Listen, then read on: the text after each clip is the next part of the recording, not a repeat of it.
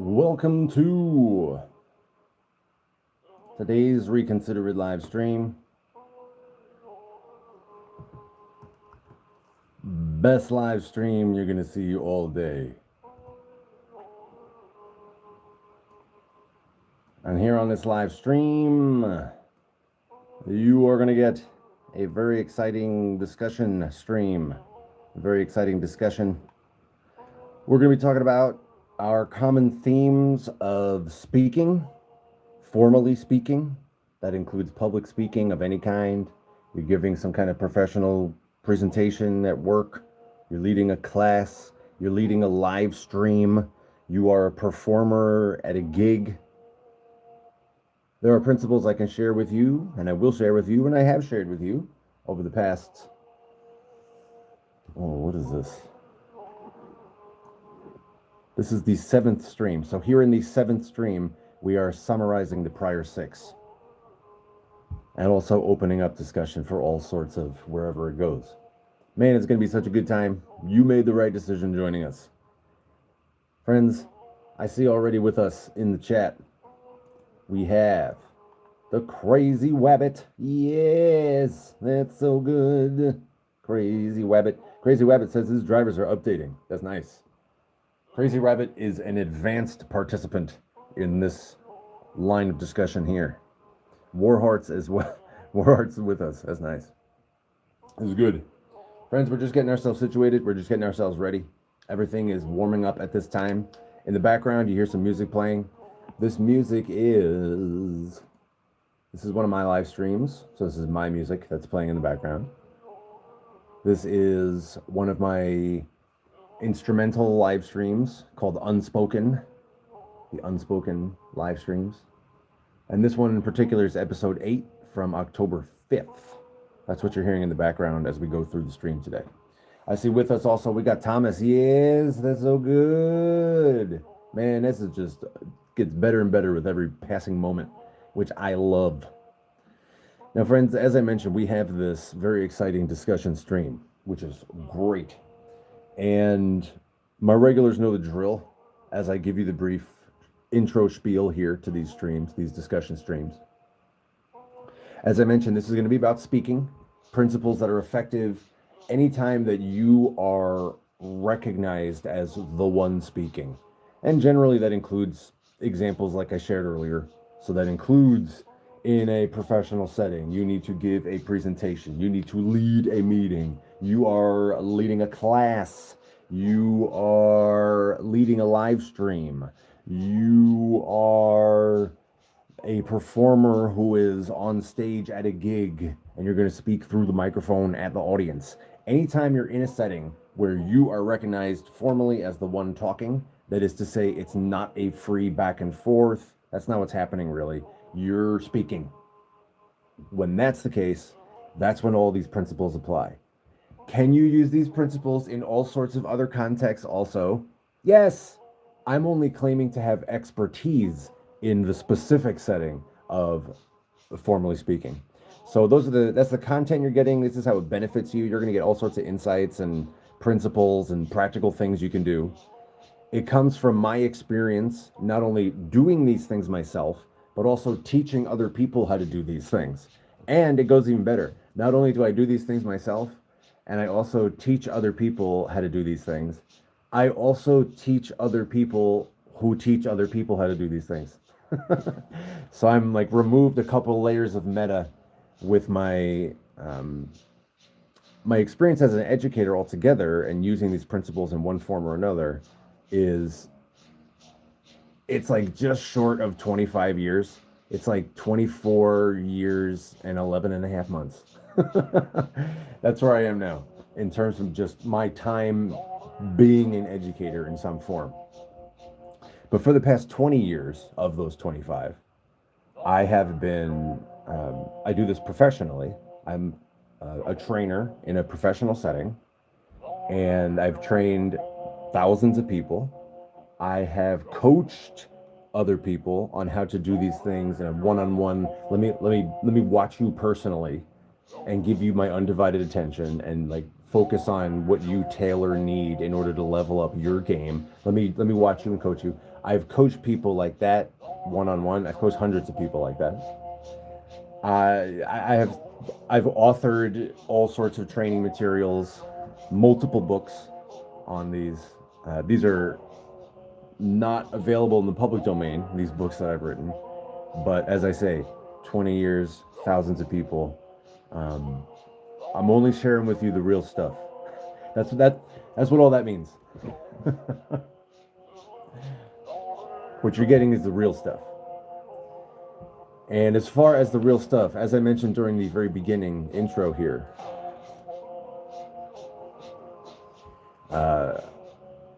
my intention, Jimena is with us. Welcome.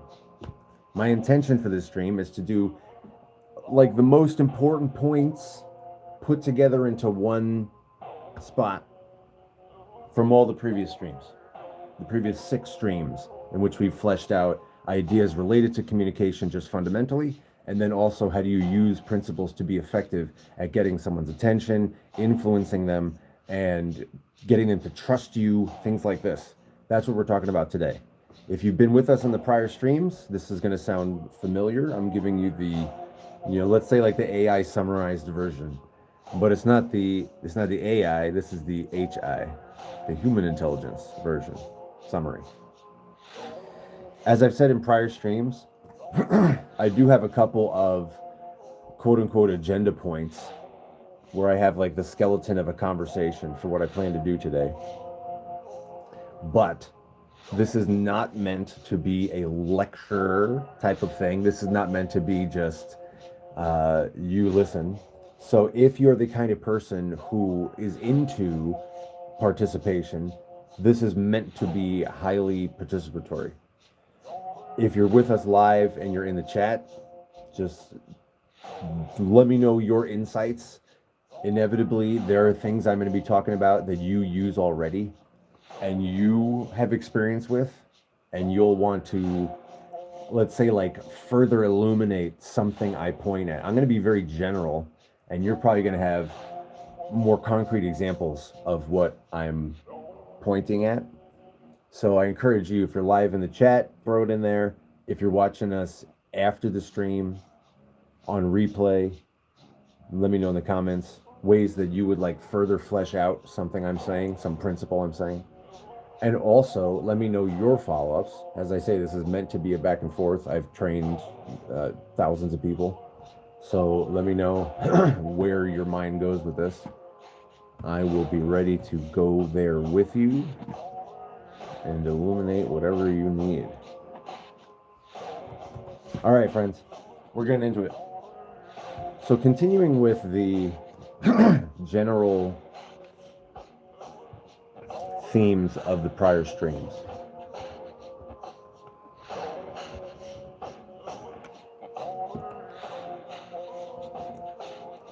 It all began with the concept of like, how is it that miscommunications happen between people?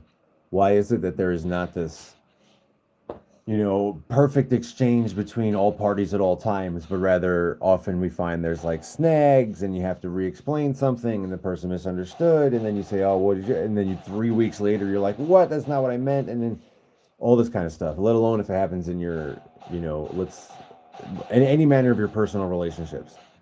All levels of your personal relationships have these miscommunications. And so the very, very beginning of these streams started with that idea.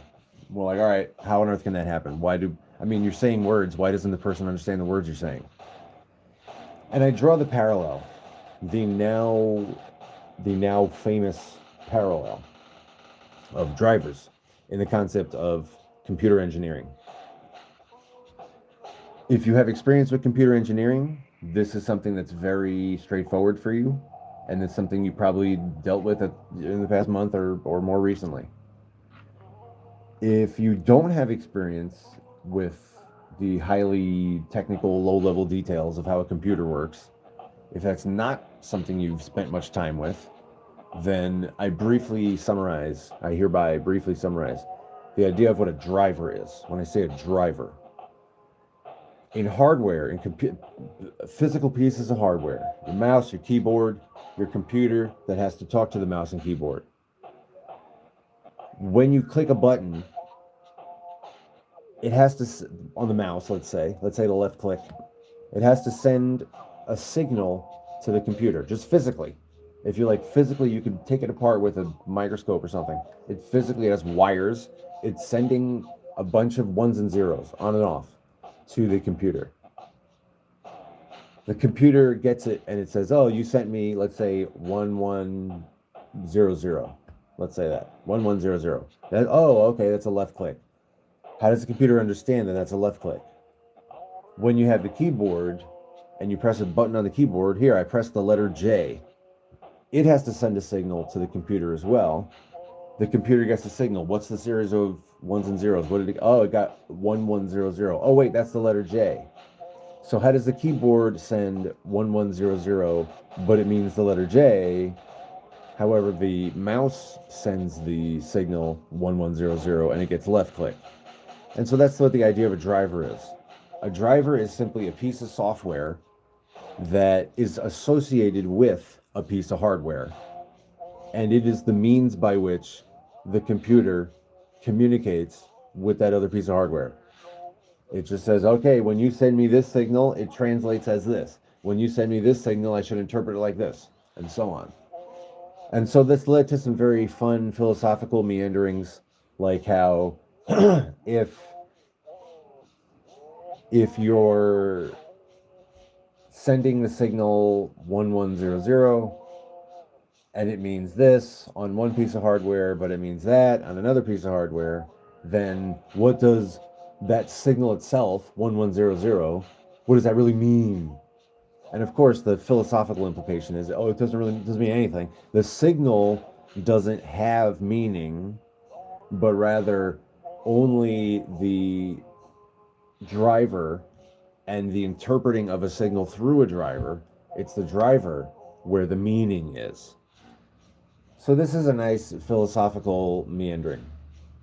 But of course, the whole point of this whole discussion is to bring it back to the topic of why do miscommunications happen between people in any form, your personal relationship, some kind of professional relationship, or some casual relationship, somebody you pass in the grocery store, whatever kind of communication between two humans. And my suggestion and my contribution, and much of this is based upon the idea that as a part of human communication, not all of it, but as a part of it, human communication is driven by something analogous to this driver idea. Something like that is true for humans too. Every individual has this thing, let's call it a driver for now, but it's their interpretation framework for the world. You might have your own name for that. Their interpretation framework that just says, when I receive this signal, when somebody says these words to me, bleh, whatever it means. Somebody says this other word to me and it means bleh. But there could be somebody in the same room as you hearing the same words, but they interpret it differently. And you already have an idea of times that you've experienced that. Times when you've been in the same room as someone and you had, you saw the same thing, whether it was something that happened in front of you or something that, maybe the both of you saw on a television or a stream or something, a movie. But the two of you had a very different interpretation of it. And it could have been something very poetic, like what was this, Pink Floyd movie really about? Okay, that's highly, highly poetic and highly, highly, highly symbolic and open to interpretation. But this sort of thing happens even not in such a creative setting. Movies, music lyrics, just day to day. There are times that you have been with whoever standing next to you or a couple of people standing next to you, and not everybody totally agreed on what you just saw happen in front of you. Not something between you, because that's where the subjectivity comes in. But if you're both observing some other thing and you disagree about that other thing, the more you look for that, you will see it now, it'll be very illuminated for you, that you'll be like, hey, yeah, that is an example of how two people can have the same stimulus and yet they interpret it differently. And so now the question is, how on earth does that happen? How on earth does that happen? Well, my proposition is that that's an inevitable consequence of just the way communication works. Communication also has this principle that, like, just like 1100 doesn't really mean anything, the signal doesn't mean anything, but rather it's which piece of hardware sends it with what intention. I intend this to mean a left click. And then also the receiver recognizing who sent it and what that piece of hardware means. So something like that is true for communication too. And you could have two people watching some news events and have a very, very different interpretation of what it means. What does this really mean? I don't know, but I'm going to have a sip of my drink. We didn't have a formal recognition of a celebratory cheers moment. I am going to have my drink at this time very quickly. If you are joining the rest of us, you are invited. You are invited to join the rest of us as we cheers along and celebrate our togetherfulness. It's going to be really good.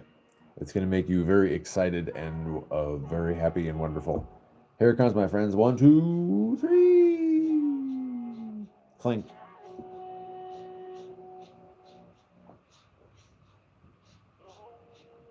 Oh boy.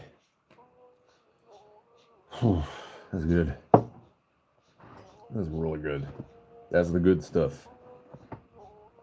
Please like this video. Please subscribe.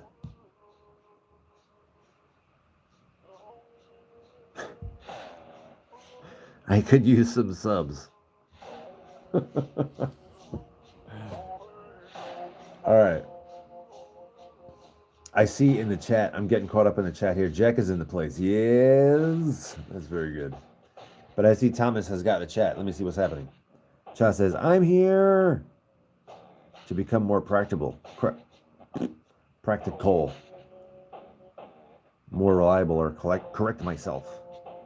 That's good, to increase your abilities. There is a 100% probability that you will get an increase of potential ability. At least one thing. There's be something on this stream. Crazy Wabbit says, if we don't keep our drivers updated, the signals can go haywire.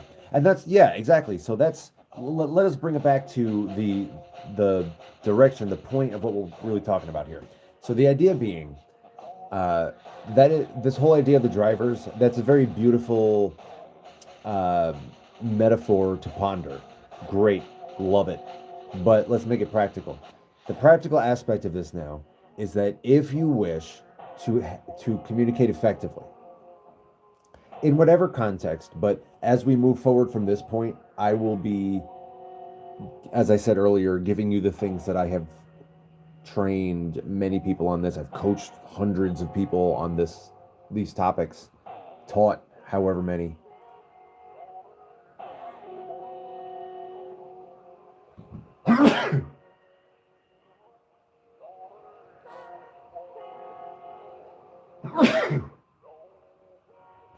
That's pretty good. So that's part of what I'm giving you. You may have already gotten something very practical, and that is to sneeze. It's a very good technique. It helps you to have less of a need to sneeze, which is good. All right, so continuing. If you wish to be effective at communication, as we move forward, this is going to be what I've taught people in a professional setting, but really most of the things I'll be sharing are applicable everywhere. If you wish to be successful in communication, you must operate according to the other person's driver, or you must be. Let's put it like this: it must be within your tool set to operate at will within the other person's driver. Like, what is that person expecting to hear, and you speak within that, you speak in the way that they're ready to hear. Now, of course, this is obvious if we're talking different languages.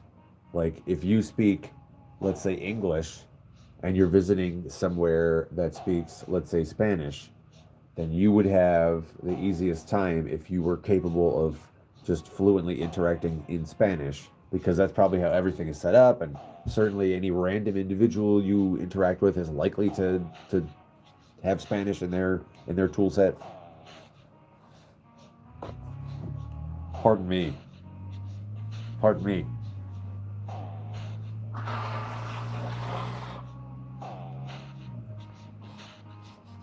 Pardon me as I divulge the most secret of techniques that I'm sharing only with you, because I want you to be especially successful. So I showed you the secret technique of blowing your nose. It's very helpful when you're in that setting of sneezing as well. So it's all good. It's working out very well. Continuing on, we have the driver idea. You need to speak in terms of the other person's drivers. You need to be ready to hear in terms of what the other person's drivers are. Obvious if we're talking different languages, but it applies, of course, if we're talking even the same language. That's really what we're talking about here. You're speaking the same language, but maybe you have different cultural reference points. Let's say you're speaking English, and more specifically in the United States. Let's say that's your hypothetical example, although, of course, this generalizes. You're speaking English, and you, let's say, grew up in the Northeast, in the New York area. You have a variety of reference points. Words mean different things. You interact with somebody who grew up in, let's say, how about the Midwest, the northern Midwest. Naturally, you could communicate day to day and things go by pretty well, but occasionally there are times that you're like, what? What did you say? Or they have the opposite experience. You say something and they say, what? I don't understand what you're saying. You ever seen those? I wish I had a map I could bring up. You ever seen those maps? This is very easy to Google. Or use ChatGPT. But there are those maps of research of what different words mean. Like, what do you call, is it a water fountain or is it a bubbler? Is it soda or is it pop? It's like stuff like that. It's a little more obvious in those ways when there's straight up different words that you might have from different contexts. But I continue to drill down even further, and I say it goes down to the individual level. Like, what have you personally experienced in your life through the course of your, what would you call it, rites of passage? As you went through different rites of passage and you had these different formative experiences in your life, you had your own unique set of experiences, different from whoever is your peers or whoever's around you. You had a different set of wins and losses. You had a different set of pains and gains. You interpret things differently. You interpret situations differently. You interpret what someone means when they say something in a certain way. You interpret that differently than someone else interprets it. I'm saying it goes to that level. It's not just literally different languages, English and Spanish. Yeah, that's true there too, but keep going. It's even true in the same language, but different, let's say, not just dialects, but different regional, I don't know, maybe it is dialects. And even within a given regional dialect, it's still on the level of individuals. You interpret what things mean, subtext. Because when we talk about communication, it's not just what do words mean. I mean, that's there, that's true. Yeah, what do words mean? We have to talk about that. That's part of it. But really, we're talking about understanding subtext, knowing what you mean. Maybe there's some kind of assumed experience that someone is alluding to, some kind of cultural reference point somebody's alluding to, but someone else doesn't understand what they're talking about. All of these kinds of things. If the more you can take this kind of stuff into consideration, the more effective you will be at this communication principles that I'm presently about to start sharing with you. This has all been prelude, all been building up to encourage you at least to plant the idea in your head that the more that you speak in terms of, you speak and you listen in terms of the other person's driver, the more readily that is available to you in your toolbox, the more effective a communicator you are. So that's my fundamental axiom upon which everything else is built. You care about speaking in a way that the other person is ready to hear, and you care, it matters to you to listen in the way that the other person intends to be heard. So that's what everything else I say hereforth is built upon. Shaba is with us. Yes. Welcome, Shaba. We got it. This is good. So this is good. We have the fundamental axioms of this whole discussion here, which is that everybody has their own drivers. There are language drivers, cultural drivers, but it also drills down to the level of the individual. And that's why you have disputes. That's why you have miscommunications. Because people, there's a lot that happens when somebody reads subtext into something. Somebody reads an undertone into something. That's where the drivers come in. And that's where you can have the superpower, where you can fly. You're not weighed down by the gravity of, where was I about to go with that? I lost my train of thought with gravity. I saw Thomas has a number of things going on. He says, there's a gap. Thomas says, there's a gap between a dictionary definition and a popular definition of a word, but they both exist. Yeah, that's true. That is very much in line with the principles that I'm suggesting here. There's all sorts of layers of meaning.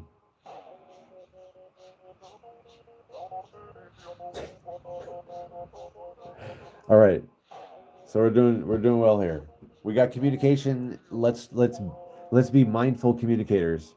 We have that very firmly philosophically asserted. Now we move on to how do you do it?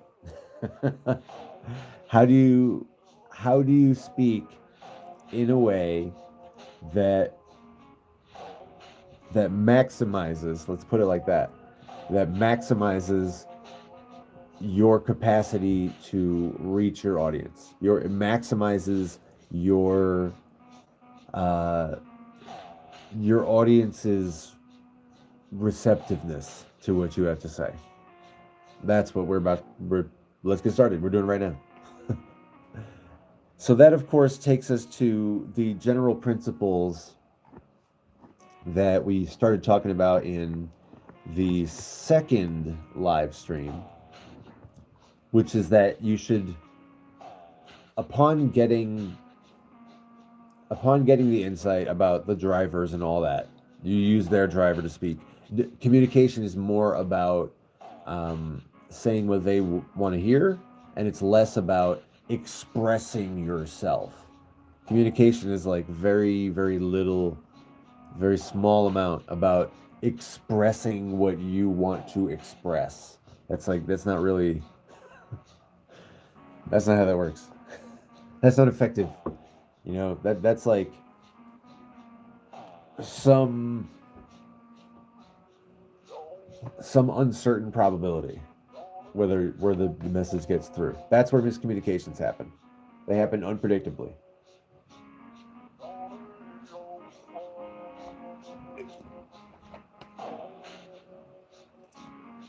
So what are the principles?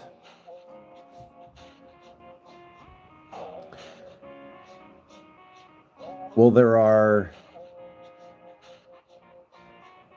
I'll say two core principles.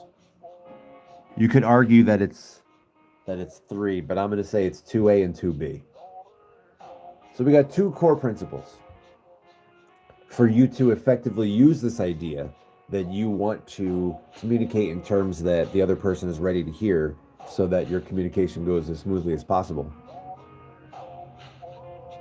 The two principles are the sale and trust. Those are the two principles. The sale and trust. And so what's the sale? Well, here's where it gets extremely practical. This is where I gave you the idea that when you are getting someone's attention, you get someone's attention with the sale. When you get someone's attention with a sale, you do it via one of three things that motivates a person to pay attention. And there are multiple ways that you could approach focusing on these three things. The most effective ways are very subtle, but there's a lot of approaches to this. At different times, you use different approaches. But there are the three core things that motivate someone to pay attention. And they are that a person wants to have empowerment, and they want to have pleasure, and they want to have strategy. So what do those mean? So this is the first principle, by the way, of how to communicate effectively, how to get someone's attention and have them trust you so that you can effectively communicate with them in their terms. So you're getting their attention with the sale. And how do you get their attention with the sale? The sale has one of three qualities. You don't have to have all of these. You can target just one, and that's adequate, perfectly fine. If you want to try to go for more than one, that's great. You can. But here they are. So if you're doing the three principles, once again, of empowerment, pleasure, strategy, if you're doing those three, then the first one, empowerment, simply means you're enabling someone to do something. You're pointing out the fact that you're helping them to be more successful at something. What you're giving with them is making them more capable. It's making them, up a level, or I guess level up in a way. And on this stream, I've been talking about that a little bit in terms of these, techniques that I'm going to give you right now, and I already am. I'm in the middle of giving you the technique right now. What I say is that this is going to help you to be more empowered in your communication.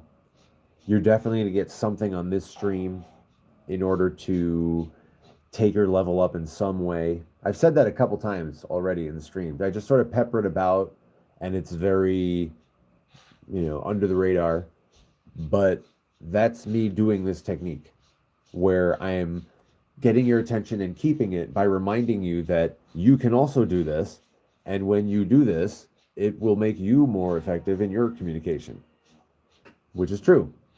But by knowing that this is going to make you more effective in your communication, that makes you want to hear it, or it gives you a little spark of potentially wanting to hear it. That's what I'm saying. I'm saying this is sort of the chemistry of consciousness, or maybe not consciousness, the chemistry of your psychology, that you want to hear something that would make you more capable in whatever way.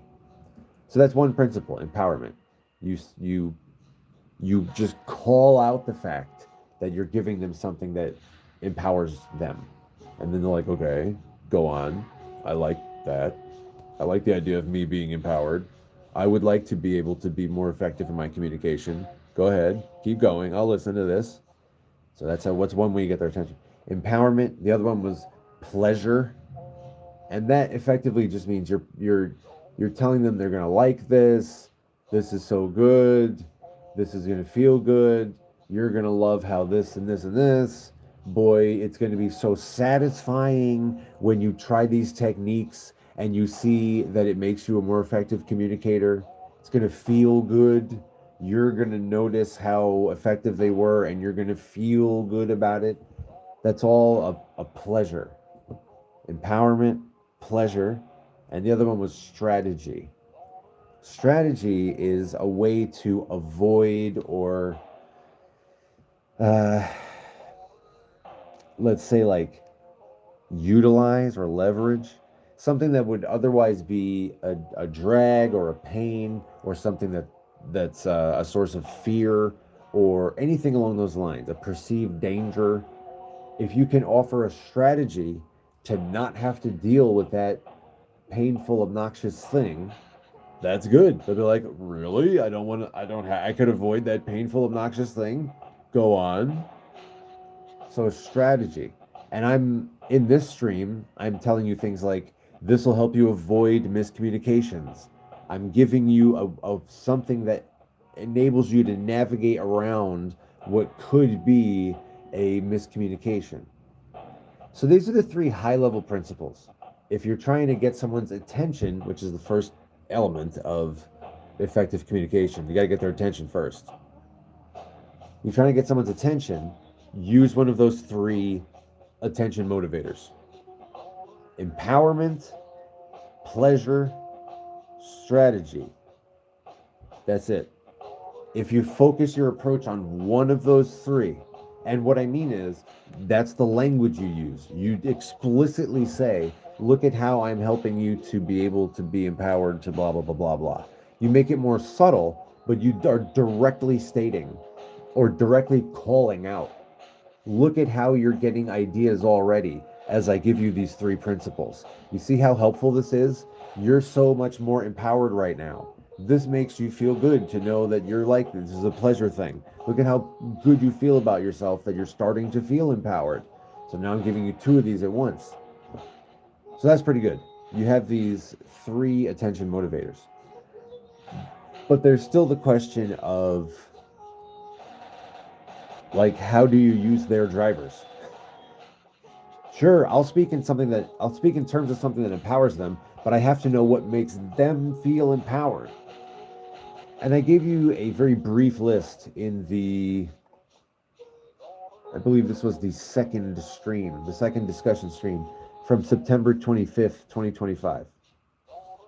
I gave you a short list here of areas to focus on when considering what constitutes someone's driver. What is likely to have meaning attached to it. So when you say stuff, you should be considering the following list of things, because these are the things that bring meaning into what somebody hears. The meaning is not in what you say, the meaning is what they hear.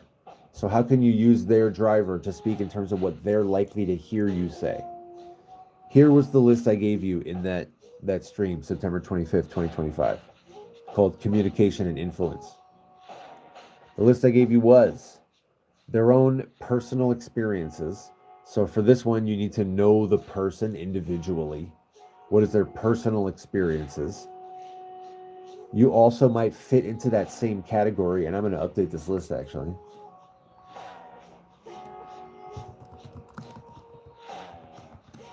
You could have professional experiences here too. And I don't necessarily mean professional experience in the sense that here's my certificate in blah, blah, blah. I mean, that matters also, but in a different setting. What I'm saying here is professional experiences, such as, you've been in a meeting and blah, blah, blah, blah. I can assume you've been in a meeting. If that's true if you're thinking about a professional setting and being in a meeting. But whatever yours is, you think, all right, this person or maybe group of people who I know something about them. I know something about what they've lived. I can use some of that. You might use some language in there like, how blah, blah, blah, blah, blah, and you say something that audience is likely to know. Like right now, I can say things like, how it is when you're watching a live stream and you are sort of, and I could put anything else in there now. Whatever I put next, blank, insert something else here. And I can engage with you in that way because I know that you have some sense of what it's like to to listen to a live stream. Even if you're joining us right now after the live stream, watching on replay, it still works. I just, how it's like you're listening and there's also a video aspect to it. Optionally, you have the opportunity to engage in the chat. You also can like this video. And I can engage with you in this space that I'm very, very confident you are ready to know what I'm talking about. Apollo Hanzo is with us. Yes, this is really good. So we got the first dimension that can color a person's drivers, and that you can use to your advantage when considering how to phrase things, how to tone things. This applies to your uh, body language and facial expressions, like just everything. What is the other person's personal experiences? That was one category.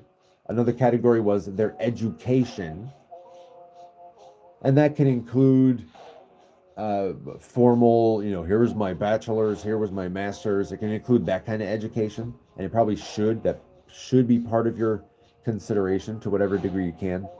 But it does also include things like professional certification, as I was alluding to earlier. I see Benny Vibes is with us. Yes, yes, it's very good.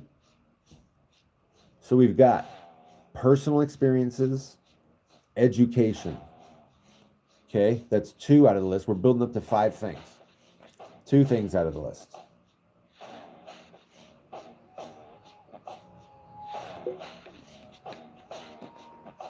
Personal experiences, the person's education, and then anything that you would consider a cultural artifact,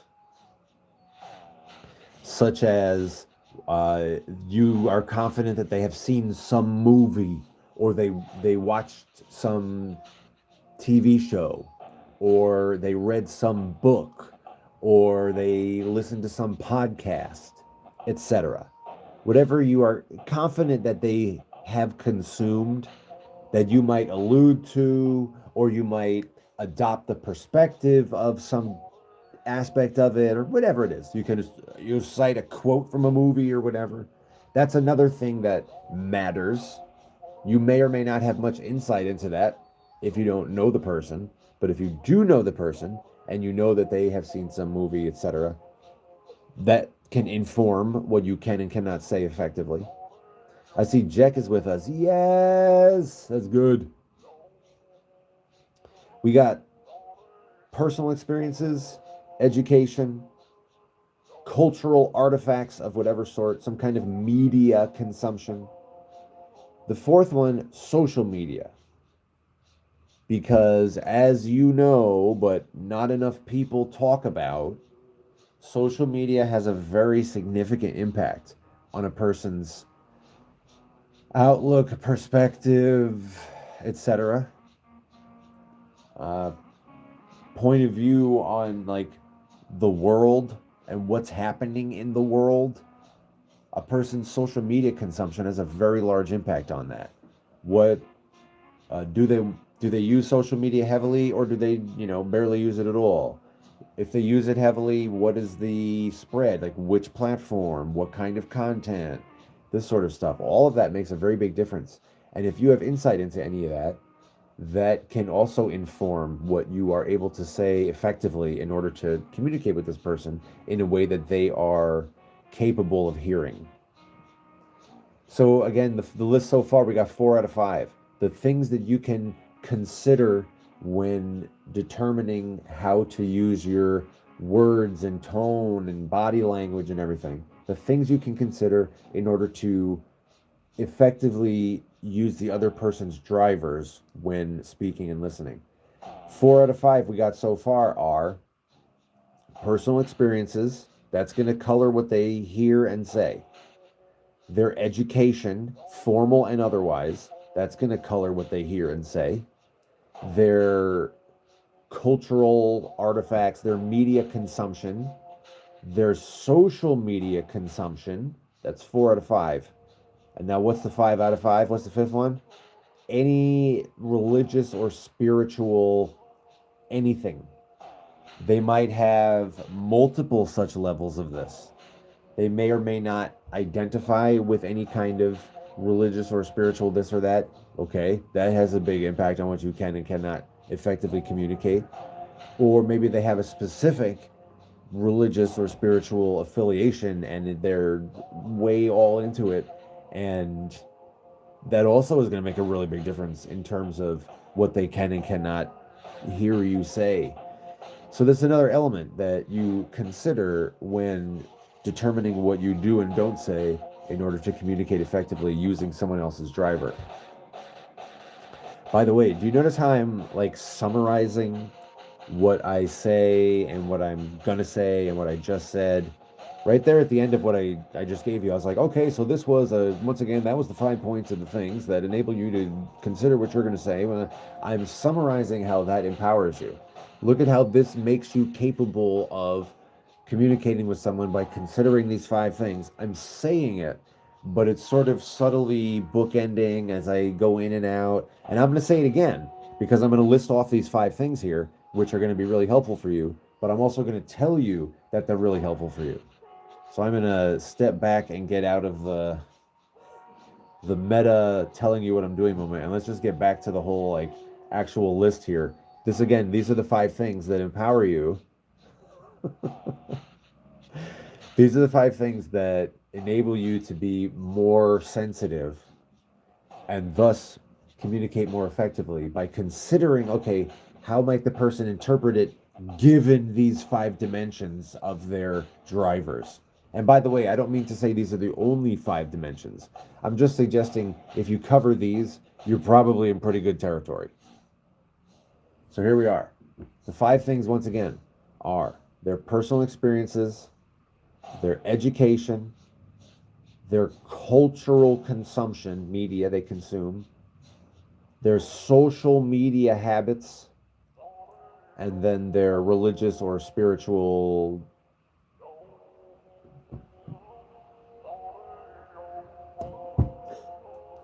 that's it. So you consider those, and then you speak in terms of, and now is the technique, you speak in terms of one of these 3 things. What empowers them, what gives them pleasure, or what gives them an effective strategy for avoiding pain or avoiding, some obnoxious, tedious, whatever. So there's 2 levels of it. You see how this is not, let's say, this is not necessarily, I'll use the word difficult, but there are a couple moving parts here. Once you see the principles and how it's a simple little 2-dimensional ball, there is consider the person's drivers, according to these 5 dimensions, consider the person's drivers, and then also speak in a way that they want to hear, using these 3 attention getters. So you just kind of constantly talk about how it's empowering or it's pleasurable or it's strategic. You sort of toot your own horn, let's say. Benny says, treat others how you want to be treated. I'm actually saying something that is the opposite. Well, maybe not. I'm not necessarily saying the opposite, but I'm saying something that's subtly different. Now, I wouldn't necessarily disagree with that. I think it's probably going to lead you to good places most of the time if you treat people the way you would like to be treated. Most of the time, that's going to take you to a very good spot. But in the context of communication, you can't say what you would want to hear. You have to say what they want to hear. And I don't mean to say you have to send the message that they want to hear. What I mean to say is you have to speak using terms that they are capable of receiving. Now we have Benny is adding the perfect segue into the next element of communication. I told you there were 2 main principles. What I said was the sale, and that's everything we've been talking about so far, which is really attention getting. So you get their attention with the sale. That's the first, column? The first principle, the first column. But the second one, exactly as Benny says, is trust. So you now have a very strong grasp of the first column. How do you get their attention? Well, with the sale. You think of their drivers across those 5 dimensions, and you say how everything you're doing is empowering or pleasurable or strategic. That's it. You package everything like that, get as subtle as you can. That's the first column. get their attention with the sale. But now let's go to the second column, exactly as Benny says. The second column, and this is what we talked about in what I believe was the fourth stream, the fourth discussion stream, which was on October 6th, 2025, called Establishing Trust. Exactly as Benny says, you got to get trust. And how do you earn trust? In the context of speaking, which is what we're talking about here today, in the context of formally speaking, there is a formula for how to earn your audience's trust, how to earn the trust of the person you're speaking to. And that's what I'm going to give you now. You're going to be so empowered by this. You're going to feel so good. It's going to be so nice. You're going to be able to avoid all of those situations where they don't trust you. You're just going to be able to do this. It's going to be so good.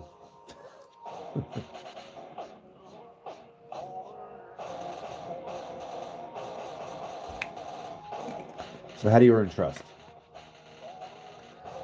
Well, here it is. This is what I've trained people on, what I've coached people on, one-on-one, coached hundreds of people on this stuff. Here's how you earn trust. There's two things. There's two things that people think of when you talk about trust. What does it mean? What does trust mean exactly? Well, there's two different things that people mean, or that people interpret it as. And frankly, they both are true. You need both. It's not just pick the one you prefer. You got to do both. So here's what I mean by trust. I mean both of them together. Here it is. What are the two things I'm talking about? What I'm calling credibility and also rapport. So that means to say someone trusts that you are a credible speaker. This is not confidence. That's not what I'm talking about. I mean, that matters too. That would be another element of something I would coach you on, but it's separate. We're not talking about confidence right now. We're talking about your credibility, which means your audience's confidence, their confidence, that you know what you're talking about, that you can be trusted, that when you say this, you actually know what you're talking. You're the real deal. This actually is something they should listen to because you're trustworthy. That's the first part of credibility. Are you credible? Then there's the element that I'm calling rapport, and that's more of like a personal connection point. You're offering them a reason that they would want to listen to what you're saying. So it's not just that, like, yeah, this is probably true, but they also want to hear it. Like, oh, actually, I'm interested. What gets their interest, let's say? What makes them want this thing? That's the second half of trust. That's trusting you on a personal level. There's trusting you formally, and then there's trusting you, I guess, personally. So maybe professionally and personally. And there's techniques to both of that, to both halves of that. Benny says, if trust has been broken, then it's hard to earn it back after it's been broken. Oh man, Benny is just like way nailing it on that one. I would 100% agree with you on that, Benny. Yeah, and that's why it's so helpful to have a technique, as what I'm about to share with you right now. Because if you know a technique that enables you to stay, near that technique and have kind of a safe zone, if you're ever unsure about whether something you're saying or doing will be earning versus violating trust, these principles that I'm giving you, this can give you a clear path to follow, like shining a very clear light for you in terms of, all right, I can have confidence that this stuff will at least be building trust. I won't be hurting trust with these things here. That's what I'm giving you right now. So let's do these one at a time. The first one, between credibility and rapport, let's do the credibility one first. How do you earn credibility? It comes from you stating or showing that you yourself do this thing you're talking about, that you have direct experience with this thing you're talking about. You tell the person you're talking to or the audience you're talking to, you tell them about your experience. That could be like telling a story, Oh yeah, there was this one time that I was teaching this class and blah blah blah blah happened. That would work. You're letting them see you do the thing. You're kind of giving them a mental image to see you doing the thing. So that's one way that you could communicate or quote unquote show them that you have experience doing things. You could just tell them a story. That's one way to do it. You could also just directly state it. You could like list your credentials. Like as we've been going through this stream today, I had to earn your trust that I really know what I'm talking about when it comes to all these principles because I do. I actually, I mean, you try these things and you're going to see how much they work. I have a lot of confidence myself in these, but you also know that I have a lot of experience in this. And the reason you know I have a lot of experience is because that's part of what I've said out loud on the stream. That's part of what I've told you. If you were to look at a transcript of this stream and just like count the number of times that I've said things like, I've coached hundreds of people, I taught thousands of people, I've been doing this for 20 years, I coach coaches of people who coach others on how to do this. I've said it many times, and that was on purpose, by the way. I do that intentionally to help you understand that I'm not just this content that I'm giving you right now. This is not just like my random opinion and my, my thoughts on whatever. Like you're hearing the real this stuff is definitely going to work from a very experienced professional who has seen this in hundreds of people. You can have confidence, but I have to tell you that. And so that's the technique. The technique is tell the person you're talking to or the audience member of yours that you're speaking to, tell them out loud, here's the thing I do. Don't just tell them like, like I did tell you that I have, or did I say? I'd have to double check the transcript. I don't know if I said that I am a teacher or I am a trainer. Maybe I said I'm a trainer in a professional setting, because that's true. I don't know if I said that. If I did, I might have said it once. I see David is with us. Yes, it's very good. But in any case, the point is, I had to tell you that multiple times.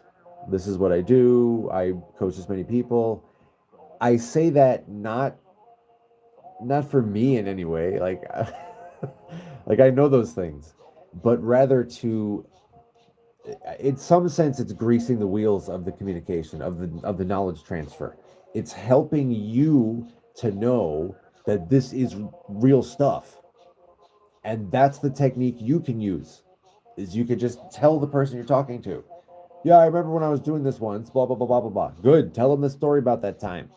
Yeah, this is something I have done a lot for, it's been about 10 years now. I've done this probably 600 times. Just tell them facts like that, stats like that. Things that are true, but that help the other person to see and understand that you can be trusted in what you're saying. So that's the primary technique for how you build up this half of trust. You got to build up trust because that's the other pillar of communication. And how do you build up trust? Well, there's two halves of that.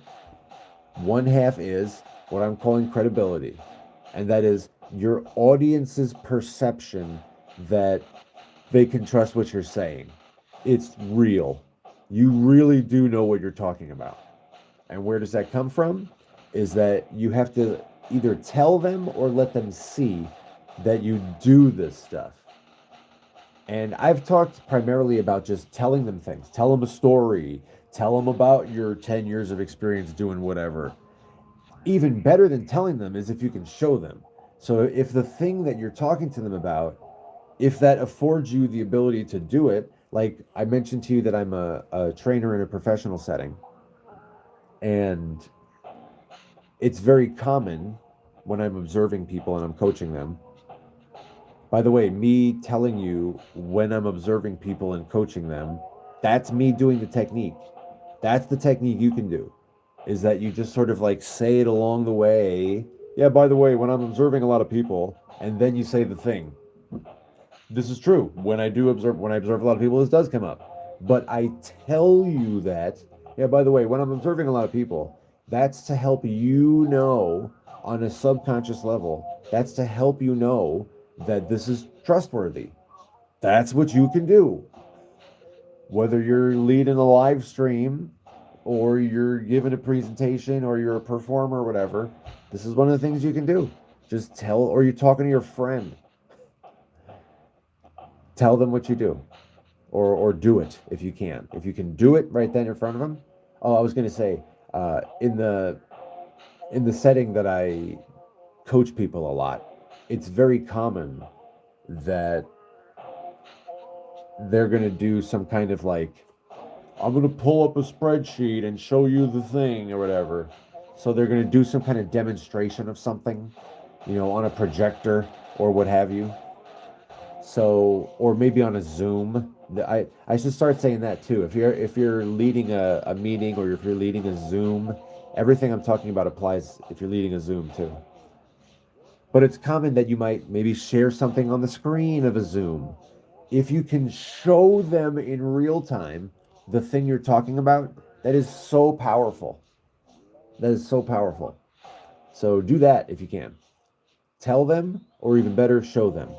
That's how you build this half of trust.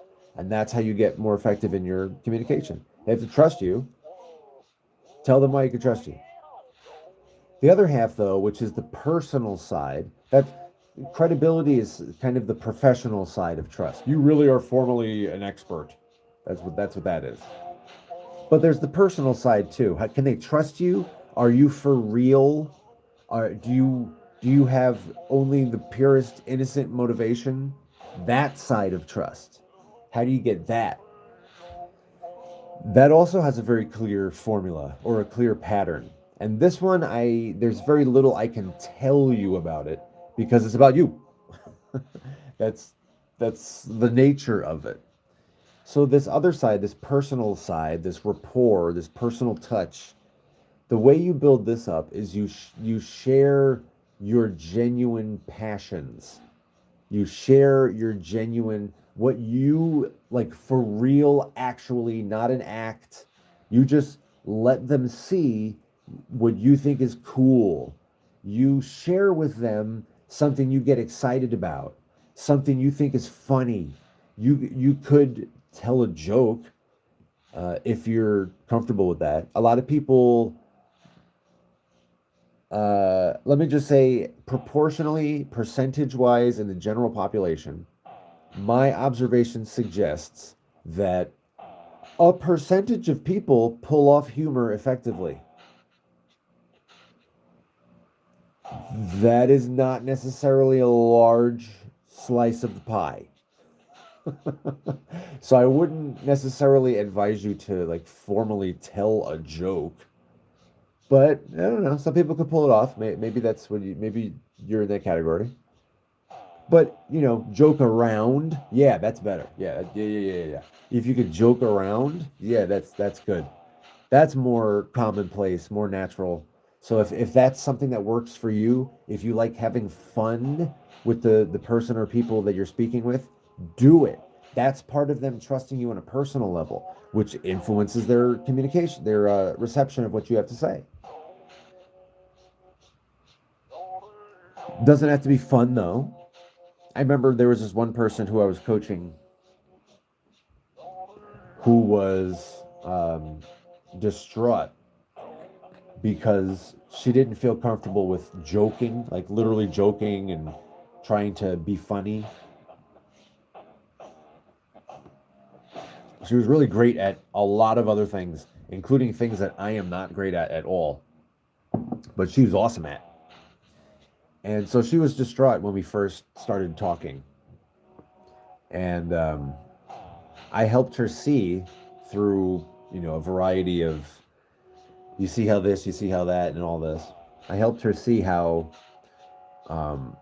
it's not required to be funny. You don't have to be funny. That's not required.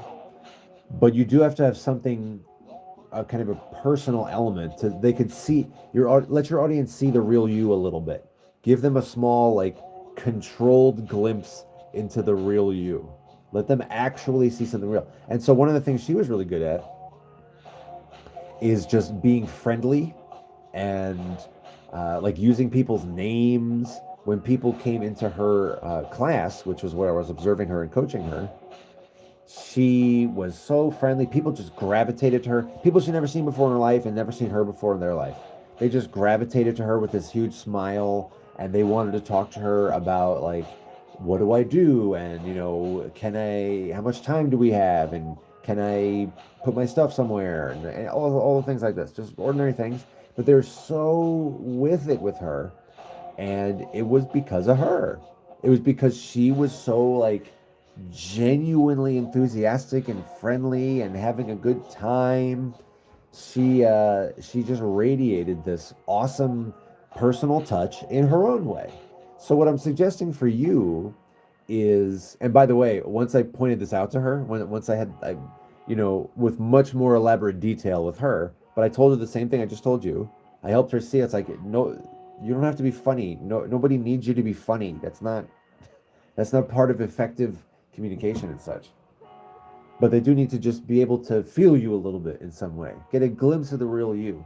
She was so, you should have seen her radiate after we had this discussion, and I coached her over a couple of, it was probably about 3 months. I coached her a few times, observed, and then we met, and then I observed her, and then I met, and I give her techniques and all this. Anyway, she developed so much confidence, and she was like beaming even more than she was before. It was awesome. It was awesome that she got so much confidence out of knowing that she could be her real self in a way, in a way that's relevant for the audience you're speaking to, but let them see the real you in the little narrow window that they are getting when they're getting you. And that's it. That's the technique. It's very personal. Whatever you think is cool, it could be something you saw.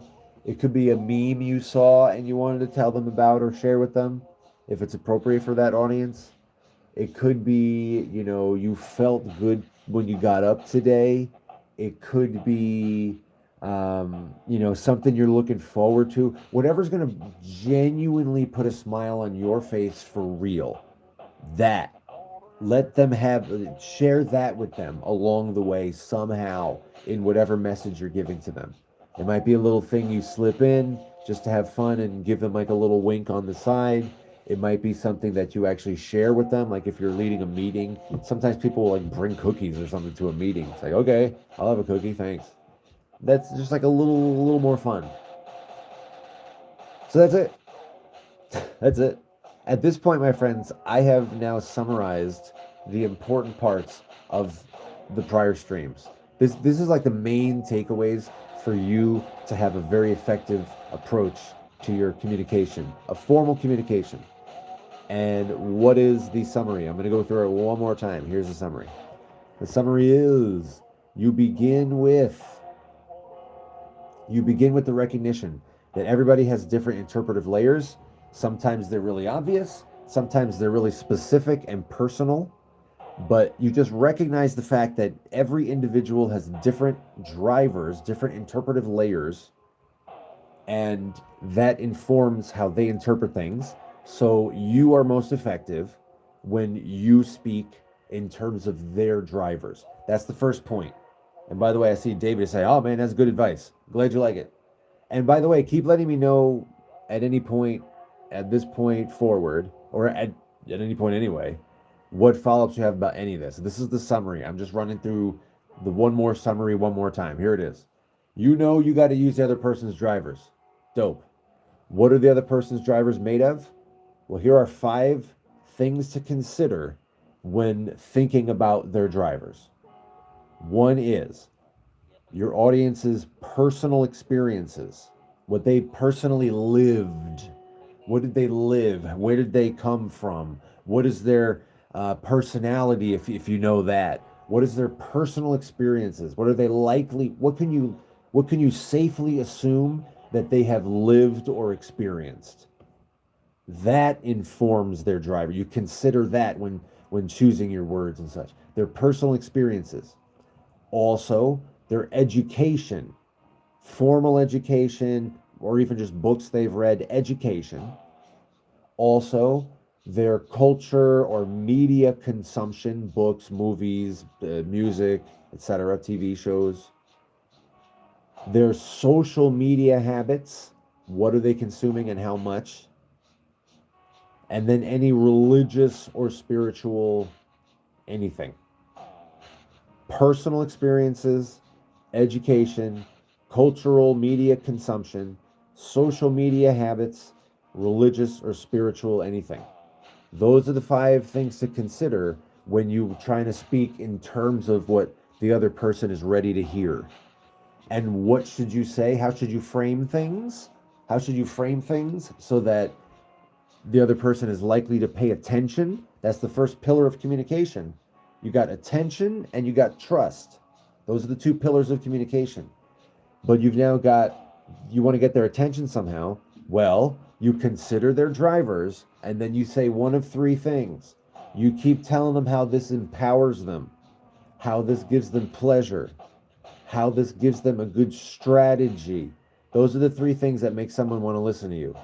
You give them something that makes them more capable, more maybe more efficient, makes them have the ability to reach higher heights. Look at how strong this is going to make you in this area. Anything along those lines. Empowerment. I'll keep going on this side. Empowerment. Or the pleasure. Look how this is going to feel good. You're going to love this. This is going to be so satisfying. You're going to feel so proud of yourself when you watch yourself succeed with all of this. It's going to feel good. That's pleasure. Or strategy. This is going to help you avoid something. It'll help you to navigate a difficult or painful situation. Look how you won't have miscommunications anymore. You're going to be at the helm, so empowered to make sure you're always getting their attention appropriately by giving them something that helps them to do blah, blah, blah, and so on. So you get their attention with those 3 principles: empowerment, pleasure, strategy. And considering their drivers, you can formulate how you speak to one of those. And you will be very successful in the first pillar of communication, which is getting their attention. But once you have their attention, they have to trust you. So how do you get their trust? Well, there are 2 aspects of trust. They trust you formally. They trust that you really know what you're talking about, credibility. And they also trust you personally. You have innocent intentions. You're a real person to connect with. How do you build these 2 things? How do you build credibility or professional trust or expertise trust? How do you build that? You either tell them or show them that you yourself do this thing. You're the real deal. Look, this reminds me of the time that I blah, blah, blah, blah. You tell them a story about something you did once. Or you show them right now, if you can, if that's relevant for you. Do it right in front of their eyes. Show them that you're the real deal and you really do this stuff. Or tell them about it. Or give them your credentials. I was here for 10 years. I've been helping 500 people or whatever. So all of this kind of stuff. That's how you earn their formal trust. You really know what you're talking about. I can trust what you're saying. But then there's the personal trust. How do you build your personal trust? Is that you share what you genuinely are passionate about. The personal touch, what really means something to you. Let them see a small glimpse of the real you. But the real you, the genuine real you, I actually love this. I actually think this is cool. I'm actually very invested in this. This actually matters to me. Let them see whatever fraction of you is relevant for the audience you're speaking to. Let them see the real you. That's how you build the real trust. So now you got the 2 types of trust. Let them see the real you and tell them about things you've done that are related to what you're talking about, that shows that you know what you're talking about. Yeah, I used to do this. Tell them what you used to do. Then that comes together. You get the pillar of trust.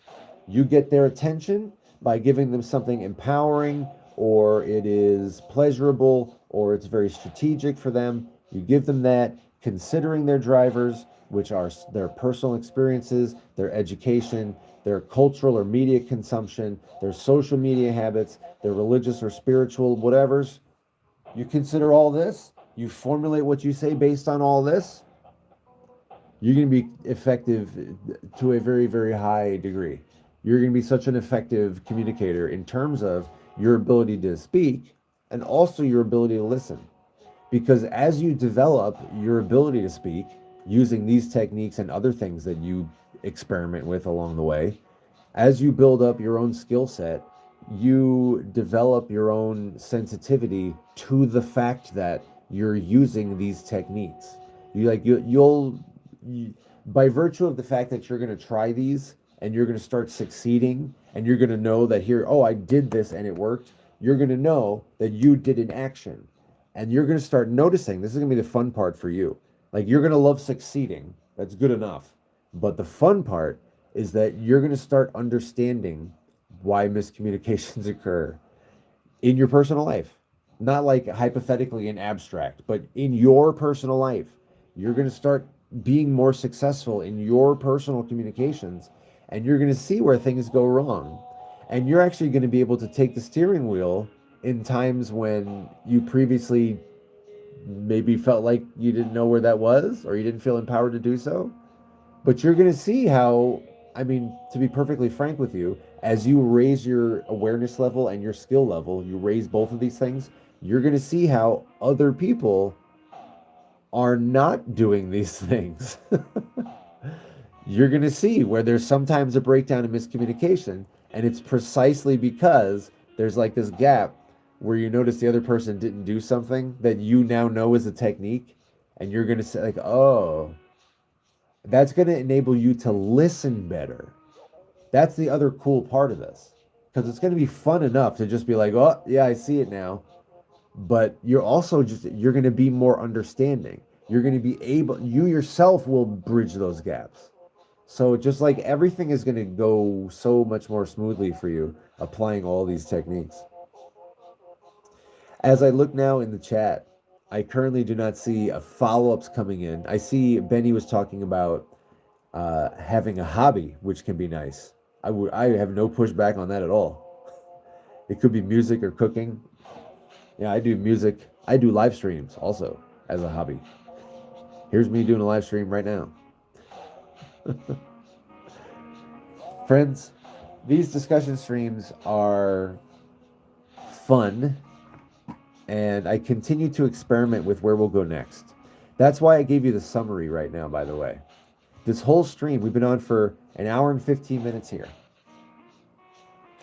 An hour and 15 minutes of just summarizing what we've talked about so far. The reason I took the time to have this summary stream is to give you a chance to let me know any follow-ups you have, but also to let this be just sort of like, and where else should these discussion streams go? Should I continue to go into topics like how to effectively communicate or educate, or even how to coach? I coach coaches on how to coach. Or should we have a completely different, what else should happen with these discussion streams? I'm seeking your input here because I'm juggling a few different ideas, and I'm wondering where I should place an emphasis. Should I stay within the realm of like professional skills as I'm giving you now? These like rock solid principles for effective communication. Or do we go somewhere else? I don't know. That's something that I am requesting your input on. Let me know if you are here live in the chat and you have thoughts on that. If you're here with us after the stream, watching on replay, let me know in the comments if you have thoughts on that. I am very receptive to that, in the same way that I was with my music streams. My music streams are different now than they used to be when I started. It's like a year and a half ago. Is that it, right? Something like a year and a half ago, I think. Oh my goodness. It was exactly a year and a half ago. It was April 21st, 2024. That was when I first started this, run of doing live streams. And as I record this, it is now October 21st, 2025. All right. It was a year and a half ago that I started my live streams. And The music live streams, the live looping. My regulars join me for live looping and music. And it's evolved, it's changed. I've listened to your feedback, I've listened to requests for certain content. And so I'm just at the very beginning of that with these discussion streams. I really am not sure exactly where they're going to go. I am still leaning into the idea of about once a week. So we'll see where we go with the next one. I see that David has a comment. Let me see what this says. David says, "How are we perceived?" Yeah, that would definitely be in the category of the drivers themselves. You're perceived according to what the other person, the other person's eyes have a shape. And whatever you're doing outside of their eyes, all that gets in is the part of you that gets through that shape of their eyes. You have a, you know, what, a square hole, an hourglass hole. There's a hole of some kind, and you have to fit through that somehow. But I would agree with that. The idea of so David, are you asking like, how am I supposed to know how I am being perceived? What are some clues that I can use in order to know how I am being perceived? If that's the case, then David follows up and he says, body language. David confirms that that was indeed what he was talking about. All right, good. Yeah, body language. I would say in terms of body language, you look for closed and open. Let that be your starting point. Closed, is this, or is, they scratch their shoulder or something, and they're closing their body off, or they turn away. You probably couldn't hear me as I turned away, or they turn away, things like that. Those would be signals of them closing down or wanting to leave. So like one of the elements of communication that I just don't hear people talking about much. One of the elements of communication that matters is that everything a person says and does is them communicating. Like the concept of lying is not really real. Somebody can hide something. Somebody can lie with their words, but I mean, there's so many other dimensions of communication beyond just words. So what I'm building up to, what I'm saying is, if somebody does cross their arms while talking to you, that's not a random, unrelated thing. That's them communicating to you. And so that's a principle as well that is very helpful for some people, that they meditate on that. The idea that like what a person is saying and doing is always them like truly expressing their real thoughts and feelings, if you just are noticing it.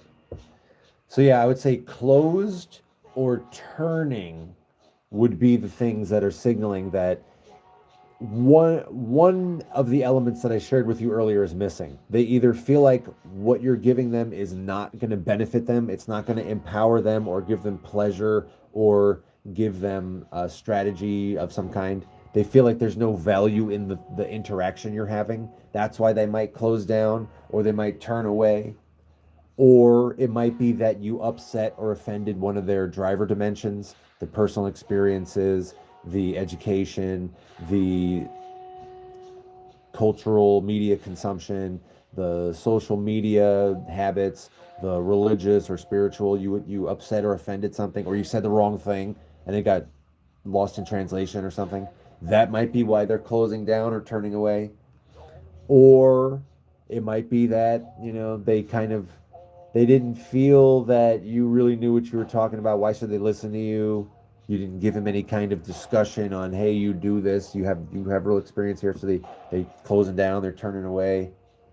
Or they didn't have a personal touch. They didn't really feel it. They didn't feel that you mean it. Are you sincere? Can they really trust you? One of those things failed and the person's closing down or turning away. Or the opposite. If the person is noticeably more open, and they're turned toward you, if you have somebody's like full, what would you say, square facing you-ness, physical posture facing you-ness, that's a signal. That's not something to be ignored. Now, in terms of what it means, now we have to get into the drivers again. But certainly you could at least get a rough up or down, a rough yes or no, by looking at the body language, closed or open, and then also the body language of connected with you, square with you, versus turning away. Those would be two big things. And of course, if they're literally physically walking away, that you're gonna catch that signal. That one I don't have to tell you. But just any of those other things. So that would be a body language. In terms of, well, I guess that's all you were asking about. Body language, how are we perceived? Clues. So that would be a rough positive or negative. How are you perceived? And also, I would add one thing to add to that. I would ratchet it down from how am I perceived? I would ratchet it down from how am I perceived rather to how is the person perceiving the interaction. So I would depersonalize it and make it more about the interaction you're having. That's an insight that's maybe worth hearing as well. That's something I share with the people I coach. The more you can depersonalize the thing that you're practicing, the more you will learn quickly. It's pretty inspiring to watch, because then I feel good about my life and what I might be able to do. But I see this over and over, that the more someone can look at these things as skills more than who you are, the more you can quickly make progress. And that's part of what I was saying earlier too, about how the goal of communication is not to express yourself. That's a different area. You go down the hall to the art department, that's where you want to express yourself. Here, as we're talking, what I'm giving you, this is communication. In communication, there's almost no place for your personal expression. It's almost all about the other person's driver, effectively fitting within their hole. They have a hole that they carved in their heart to hear you and what you mean. And you have to fit within that hole. So communication is about effectively using the other person's drivers. And I forget how I got on that topic right there. There's another point I was making. But yeah, there's that. But again, earlier, as I was saying, my friends, as we wind down here, I remain available for whatever further follow-ups, but as we do wind down, we have reached the conclusion of my prepared material, my prepared summary. So what will the discussion streams become? Should we continue on these sort of topics? Should I start talking about, I don't know, comic books? or like comic book movies, which I like a lot, but I don't know if you're interested in that. Should we talk about music on these discussion streams? I don't necessarily mean for these discussion streams to be exclusively these like empowerment, skill set oriented content as I'm giving you now. We can keep doing that. I'm just not sure what you want. And my goal, as always, here on Reconsider It's Music Sketchpad, my goal here is to provide content that you want more than to just express myself. So I'm interested in what you want. And with that said, my friends, I do hope I see you again in the next live stream.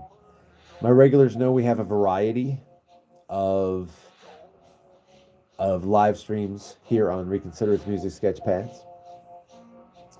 I see in the chat that we do have a comment from Jack saying something to consider subject matter wise is questioning techniques with examples. Oh, I've already got that material. So if you want that, we could do that. That is definitely, I could give you some of that. Part about questioning techniques is that there is a concrete way to do them effectively. And when most people learn that, they get really happy. Like, I work with a lot of people who, as I say, they do presentations, they lead meetings, they teach classes. Those are the people I work with. They come to me for coaching because they have, they do pretty well in their class, but there's always this thing that they want to work on.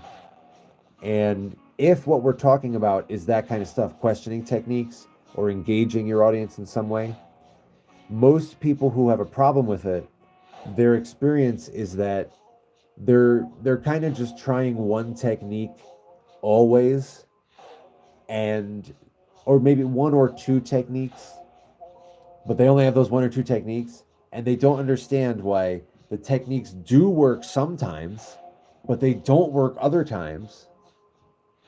And so they come to me frustrated and they're like, I'm trying to do this. Can you, come watch me and see what's happening and that kind of thing.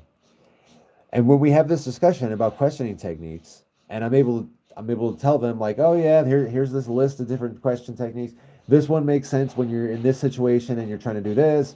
This one makes sense when and they see that and they're like, the light bulb going on, and then they're able to do it more effectively in the future because they know what they're doing and they use the right technique at the right time, and they see that they're more effective more frequently. Oh, it's awesome. It's awesome. That's the kind of stuff that makes me do this content. That's the kind of stuff that makes me want to coach people, to teach people this stuff, because it's so effective and they make such huge leaps. Thomas says just keep on going. So question techniques, I'll put that in the category. Actually, let me write that down, Jack. Let me just put question techniques as a topic to consider, because that could easily be that alone. I don't know if I'd have an hour on that. If we had a number of people in the chat going back and forth and talking about things, we could fill up an hour. But just question techniques by itself, I'd probably have to merge it in with some other stuff in order to fill up an hour for a stream. Which, by the way, that's a goal of mine. Should I aim for that always? Would you prefer that I do shorter streams? I picked an hour somewhat arbitrarily. That's what I do for my music streams too. I see Damo is with us. Yo! Damo says, do I have two chats? No, right now I only have the YouTube chat. This is strictly a YouTube stream right now. Jack says, you might send questions in the chat. I might, that's true. As a question technique. Nice. So anyway, my friends, as I say, I am interested in your input on what the future of these discussion streams should be. Both if you have specific content like question techniques or some other specific content, let me know that. Or if you have thematic content, would you like more of just like a hangout? Would you like this to be a place for you to really more come hang out in the live in the chat and interact with your friends in the chat, more so than hear something specific from me? I'm actually interested in giving you that kind of venue. But that's what I'm thinking. I don't know if that's what you want. What would make you keep coming back? What does make you keep coming back to Reconsider It's Music Sketchpad? What makes you keep coming back? That's what I want to give you. And it might be more of these discussion streams, and you might have thoughts on these discussion streams. It might be one of the music streams. My regulars know we got 4 different types of music streams. One of them where I'm doing a show, but it's all improvised. That's called Loops and Chill. One of them where I teach you about the loopers. That's called 505 beat making. One of them that's all instrumental. That's called Unspoken. And one of them that is just the mad hangout, no structure at all, looping, synthesizer, talking about stuff. That's called Tinkering in the Studio. Tinkering in the Studio is what I do the most. That's the most common stream. Unspoken, I'm starting to do more. These discussion streams I'm doing once a week, and I'm putting a lot of thought into what exactly to do on these streams. I want them to be as valuable for you as possible, and I'm inviting your input on that. But whatever it is, my friends, of that whole catalog of different types of live streams, whichever one it is that you join us for next. I'm looking forward to seeing you then. And until then, please have a very good rest of your day today. Please have a very blessed and healingful rest of your day today. Please let the rest of your day today bring you all manner of healing and blessing. And I will see you in the next Reconsider It live stream.